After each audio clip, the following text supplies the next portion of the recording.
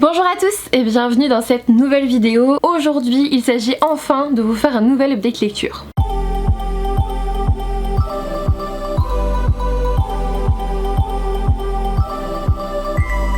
Ça faisait un moment que je m'étais pas assise devant ma caméra et vous ne pouvez pas imaginer comme ça me fait plaisir. Franchement, au bout d'un moment, les vlogs, ça va bien 5 minutes. On aime bien aussi faire autre chose. Du coup, aujourd'hui, on va parler de 3 romans et d'un roman graphique. Le premier roman dont on va parler aujourd'hui, ça a été un coup de cœur. Il s'agit de Surnaturel, le tome 1, Mystère, partie 1 de I.J. Swan aux éditions Inceptio. Dans cette histoire, on suit Evalina que l'on découvre dans une scène absolument terrible parce qu'elle est dans sa maison qui va partir en fumée avec sa famille assassinée. Enfin, très troublant hein, le début de cette histoire. C'est vraiment, je vous dis, il n'y a pas de spoil, hein, là on est vraiment dans le tout début du résumé. Hein, vraiment, on est dans les 12 premières pages, on en est là. Voilà, très compliqué hein, cette histoire. Donc Evalina, elle arrive à ce moment-là. Dans sa maison, elle arrive à s'enfuir, elle se retrouve dans un univers qu'elle doit découvrir avec d'autres personnes qui vont être les surnaturels. Je sais pas trop ce que je peux vous dire de plus en fait sur cette histoire, j'ai peur de vous spoiler et moi ça a été un coup de cœur parce que je ne savais pas du tout où j'allais mettre les pieds. Le résumé est très mystérieux, en même temps c'est le nom du roman, le nom du premier tome, hein, Mystère. Et en gros, on vous dit qu'elle est survivante, bah oui, elle a échappé à une mort certaine alors que sa famille a péri, elle est liée à un avenir mystérieux, elle va devoir combattre et l'esprit de la jeune fille est hanté par un surnaturel qu'elle aimerait détester. Ok, il y a un petit peu de romance aussi, mais promis, c'est méga ténu et franchement ça passe crème. Ça prend pas toute la place, y a aucun problème et franchement ça va pas trop vite. Donc c'est top. Regardez-moi ce petit pavé qui fait je sais plus 500 pages 600 pages. On est sur du 600 pages. J'avais eu un petit marque-page et moi ma version est dédicacée. Alors déjà ce que j'ai bien aimé dans ce roman c'était les personnages. Evalina c'est une sacrée peste. On a envie de la claquer dans les premiers chapitres, c'est incroyable. Après on peut peut-être lui pardonner un petit peu, elle a quand même perdu tout ce qu'elle connaissait, elle a perdu son univers, elle a perdu sa famille, elle a perdu ses amis. Elle peut bien être un petit peu chiante quelques chapitres, hein, ça va, le temps qu'elle s'habitue au reste. Après, moi ce que j'ai bien aimé, c'est toute l'histoire autour des surnaturels, autour de l'univers, toute la mythologie autour de ça aussi, comment c'est arrivé, en quoi c'est en rapport avec Evalina, et toutes les créatures super bizarres qu'elle nous a inventées, des créatures vraiment terribles, vraiment horribles, que j'ai absolument pas envie de rencontrer, et d'autres que j'aimerais beaucoup voir. Il y a des dragons, il y a... alors c'est pas des licornes parce que c'est des licornes Pégase, vous voyez ce que je veux dire, mais je sais plus quel nom elle leur donne. Mais bref, j'ai trouvé ça vraiment bien, l'univers est riche, et il se met en place petit à petit, on s'ennuie pas. Il y a une intrigue qui est là, soit on vous développe l'univers, soit on développe l'intrigue, soit il y a des rebondissements. Il y a certaines choses que j'ai vu un peu venir, d'autres pas du tout, donc vraiment voilà. De toute façon à partir du moment où je vous ai dit que c'était un coup de cœur, vous vous doutez que j'ai aimé à la fois l'univers, les personnages et l'intrigue. C'est vraiment à chaque fois sur ça que je me base. Au début du roman, on sent peut-être que la plume de l'auteur est assez jeune, en même temps elle l'a commencé très jeune et elle est encore très jeune, mais je trouve qu'on voit qu'elle change un petit peu au fil du roman et je me doute que dans les prochains tomes ça sera aussi ça. Je suis sûre que sa plume va évoluer et j'attends vraiment de voir ça avec impatience. La fin du premier tome donne clairement envie de lire la suite. C'était pas gentil du tout de terminer sur ça, mais bon, écoutez, avec Inceptio on a l'habitude. I.J. Swan est clairement une auteure sadique dans la lignée des autres auteurs inceptionnels et j'étais vraiment ravie d'adorer ce roman parce que j'y avais placé pas mal d'espoir, hein, je vous avoue, même si j'avais très peur de ce rapport avec Wattpad. Oui, c'est un roman qui vient de Wattpad, elle l'a d'abord publié sur Wattpad chapitre après chapitre et c'est un roman qui a été vu de multiples fois, qui a été lu de multiples fois sur Wattpad et moi ce genre de truc ça me fait super peur parce que on a des grands éditeurs que je nommerai pas mais qui prennent plein de romans sur Wattpad, qui disent que c'est le roman à tant de vues sur Wattpad et en fait étant donné qu'il y a très peu, alors je sais pas s'il y a très peu de travail éditorial mais c'est comme ça que moi je le ressens. Moi je ressens qu'il y a très peu de travail derrière, que étant donné que ça a marché sur Wattpad, et bah pourquoi ça marcherait pas en papier, et à chaque fois je suis déçue en fait. Sauf que là c'est pas du tout le cas. Franchement si j'avais pas su que c'était un roman d'abord publié sur Wattpad, je l'aurais pas deviné avec l'écriture et avec le thème et tout ça. C'est pas une fanfiction, c'est pas un truc où il n'y a pas de travail éditorial dessus. Donc ça déjà c'est méga top et je pense que ça peut en rassurer certains. Moi déjà ça m'a rassuré quand j'étais dedans, hein. Donc voilà, un nom de saga à retenir, Surnaturel, c'était un gros coup de cœur pour moi. Franchement j'ai trop hâte d'avoir la suite, c'était top. Ensuite je vais vous parler de ma lecture de The Dead House de Dawn Kurtagik aux éditions du Chat Noir, que je remercie pour l'envoi de ce roman. Je remercie aussi Inceptio pour celui d'avant. Alors The Dead House, on suit, alors moi ce qui m'a attiré déjà dans ce roman, c'est qu'on a de la psychiatrie, c'est à dire qu'on suit à la fois Carly et Caitlin qui sont deux personnes entre guillemets dans le même corps. Donc soit on va prendre la partie un peu religieuse et tout ça du truc et paranormal et on va parler de deux âmes dans un même corps, soit on va prendre le côté psychiatrique et on va parler de troubles dissociatifs de l'identité. On vous le dit dès le début, je vous spoil rien du tout, le trouble dissociatif de l'identité, je crois qu'on le dit dans les 10 premières pages et on vous explique absolument ce que c'est.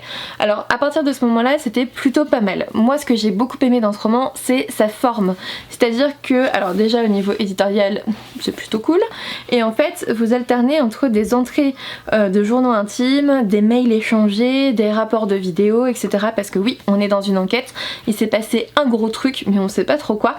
Il y a des personnages qui ont disparu, il y a des personnages qui sont tués, vous découvrirez lesquels, et puis on sait pas trop où en sont justement Caitlin et Carly qui se partagent le même corps, qui ont peut-être un trouble psychiatrique. D'ailleurs il y a même des rapports de consultation psychiatrique qui sont pas mal faits, hein, vraiment. Je trouve que la psychiatre dedans elle est assez crédible. Franchement pour un roman ça tient la route. Au niveau psychiatrique ça m'a beaucoup plu. Je me suis vraiment laissée embarquer par ce roman, surtout parce que il y a un certain rythme qui est mis, vous avez des rapports de journaux intimes, vous avez des mails et tout, donc les pages elles vont super vite et il y a un gros suspense, c'est très très sombre, vous savez pas trop qui croire en fait, vous savez pas trop si vous êtes sur un version fantastique avec du paranormal, de l'ésotérisme, ou si vous êtes vraiment sur le domaine de la santé mentale, et là on peut pas lui faire confiance et c'est compliqué. À chaque fois on vous fait basculer d'un camp à l'autre et c'est pas évident, et jusqu'à la fin on a une sorte de fin ouverte où vous pouvez croire un petit peu ce que vous voulez. Moi j'ai fait mes propres conclusions, c'est pas une grosse fin ouverte, vous avez quelques indices mais c'est quand même à vous de la faire, il faut le savoir. Après vous savez au moins comment finit chacun des personnages, mais on vous dit pas trop si c'est du paranormal, si c'est de la psychiatrie. Je pense que tout reste encore un petit peu en tête et c'est à vous de faire vos propres conclusions. Globalement ça a été une très bonne lecture pour moi, je vous l'ai dit, il y a un bon suspense, il y a une ambiance bien sombre, franchement pour Halloween je le vois parfaitement bien. Ensuite j'ai découvert Merciful Crows, le tome 1, La voleuse d'eau de Margaret Owen aux éditions Pocket Jeunesse. Alors là celui-là il me faisait trop de l'œil, c'est un roman de fantasy jeunesse dans lequel on va suivre Fie, F-I-E en fait, donc Fie ou Fille, moi je disais Fie, c'était plus simple, qui fait partie de la caste des corbeaux. En fait on découvre un univers où les gens font partie de différentes castes et ces castes sont nommées par des noms d'oiseaux. On a les moineaux, on a les grues, on a les corbeaux, on a les aigles, on a les phénix. Bref, je vais pas vous faire tous les noms d'oiseaux mais vous avez compris le principe. Et chacune des castes a un pouvoir bien spécifique, en sachant que le corbeau on n'a pas vraiment. Mais quand même, moi j'ai trouvé que c'était quand même le pouvoir le plus intéressant même s'il en a pas. Vous comprendrez en lisant et vous verrez que je ne vous spoil rien du tout parce que tout est dit dès les 2 premières pages. Avant même le roman, vous avez une description des castes de Sabor avec les dons.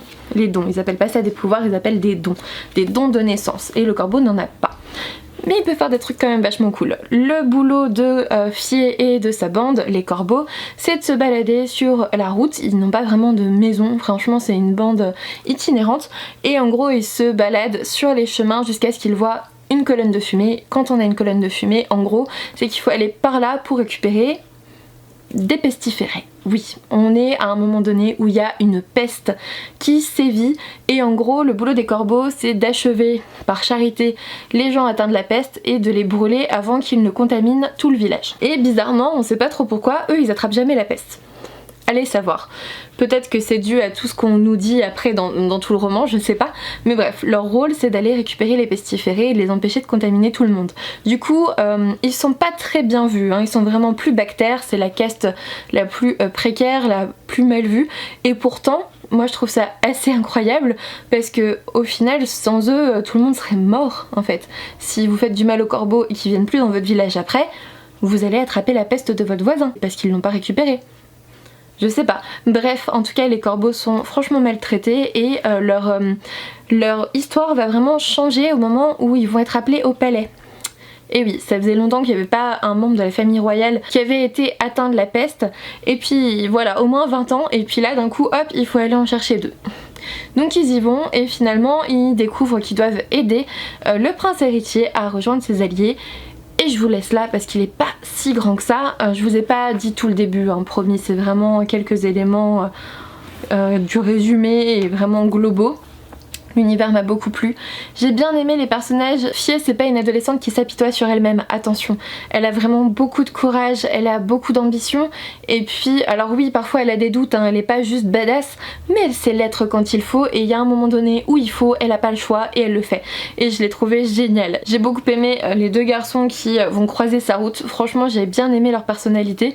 Et j'ai bien aimé aussi le fait que la romance soit pas forcément obligatoirement avec le mec le plus puissant du royaume, vous voyez ce que je veux dire. Bref, j'ai vraiment beaucoup aimé cette histoire, j'ai pas envie de trop vous en dire parce que il est assez court. Moi j'ai juste envie d'avoir le tome 2 très rapidement parce que je suis méga emballée par l'univers, je suis méga emballée par les personnages et franchement la fin, là pareil, on est encore sur une fin les gars, mais vous avez envie de poursuivre en fait. Vous êtes en mode mais pourquoi ça se termine maintenant comme sur Surnaturel en fait. On vous laisse vraiment sur votre fin, c'est le cas de le dire. Au moins The Dead House c'était un one shot quoi. Mais ouais, il me faut la suite. Vraiment je vous le conseille. C'était une très bonne lecture. Je crois que j'en parle dans un vlog précédent durant ma lecture et j'en garde toujours un très bon souvenir. C'était une très bonne lecture. Et ensuite un petit mot sur un ouvrage graphique. J'ai lu Le Prince sans sourire. Alors c'est un scénario de Louise Le Barse et je vous mettrai le nom de l'illustrateur parce que je l'ai totalement oublié.